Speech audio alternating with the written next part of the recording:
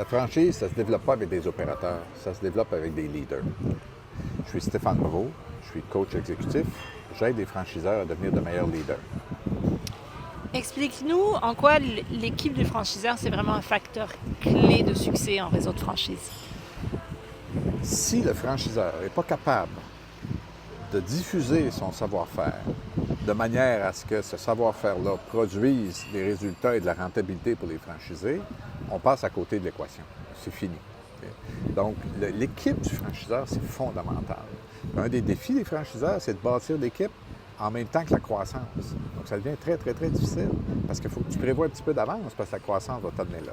Les erreurs que les franchiseurs font, c'est de s'entourer de personnes qui sont alentour d'eux lorsqu'ils démarrent. Et ces personnes n'ont peut-être pas les bonnes capacités, les bonnes aptitudes pour être en mesure d'aider les franchisés à se développer.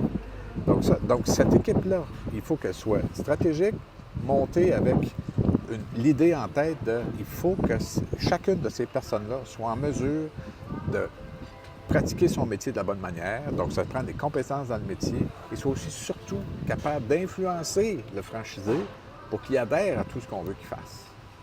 Et c'est quoi un premier signal, par exemple, quand si une équipe est trop faible, c'est quoi mon signal d'alarme? Ah, t'en as plusieurs, mais t'as souvent les franchisés qui t'appellent. Donc, ils passent par-dessus ton équipe pour régler leurs problèmes. Ça, c'est un des problèmes qu'on voit souvent parce que les franchisés regardent devant la personne. C'est pas lui qui va m'aider, c'est le patron. Donc, ça, c'est un des défis. Puis, l'autre facteur, c'est que les performances sont comme ça. Dépendant du talent du franchisé, les performances sont bonnes, sinon, est un peu moins, les performances sont comme ça. Et ça crée toute l'instabilité. Puis, cette instabilité-là n'est pas due au franchisé. Elle est due au fait que l'équipe n'est pas assez forte. Puis ça, c'est un devoir de leader. Comme patron, comme entrepreneur, comme propriétaire d'un réseau de franchise, si tu ne fais pas ça, tu vas t'attirer juste des troubles.